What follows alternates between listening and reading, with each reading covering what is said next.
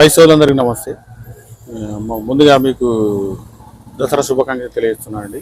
మా కస్టమర్లకు, రైతు సోదరులకు, ప్లస్ మా కంపెనీ ప్రతినిధులకు ముఖ్యంగా అందరికీ నేను దసరా శుభాకాంక్షలు తెలియజేస్తున్నాను. మనకు ఈ దసరా అనేది మన తెలుగు పండుగలలో మన తెలంగాణలో చాలా ప్రాముఖ్యమైన పండుగ అండి. ఈ దసరా విశేషానికి నాకు తెలిసిన కొన్ని మీకు తెలియజేస్తానండి. ఈ దసరా అనేది మనకు చెడుపై విజయంగా మనం భావించవచ్చండి. ఈ దసరా పండుగ రోజు మనం జంబి చెట్టు పూజ చేసి మనం జంబి ఒకరికొకరు ఇచ్చుకొని మన పెద్దల ఆశీర్వాదం తీసుకుంటామండి. అంతేకాకుండా మనకు ఈ దసరా అనేది అభివృద్ధి, విజయం, దృష్టి నివారణకు అనే భావాన్ని ప్రతిబింబిస్తుంది. ఆశ్వయుజ శుద్ధ దశమి రోజు జరుపుకుంటామండి. ఇది మనకు ఇది దసరా సందర్భంగా దుర్గాదేవి నవరాత్రులు కూడా జరుపుకుంటాం. ఇది మనకు నవరాత్రులు మనకు దుర్గాదేవి 9 రూపాయలలో మనకు దర్శనమిస్తుందండి.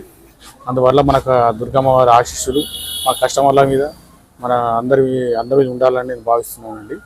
10 రోజులు నవరాత్రి సంబరాలు జరుపుకుంటారు. ఈ విజయదశమి నాడు ముఖ్యంగా మనకు ఆయుధ పూజ చేసుకుంటారండి. విద్యారంభం, శుభకార్యాలకు విజయదశమి నాడు పనులన్నీ మొదలు పెడతారండి.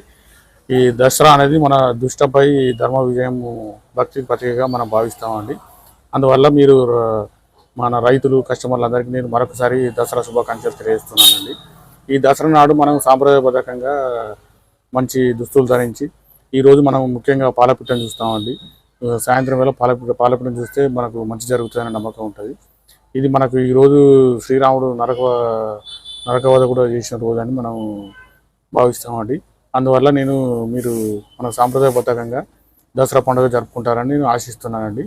మరొకసారి మా కస్టమర్లకు, ప్రతినిధులకు, కంపెనీ ప్రతినిధులకు అందరికీ నేను దసరా శుభాకాంక్షలు తెలియజేస్తున్నాను.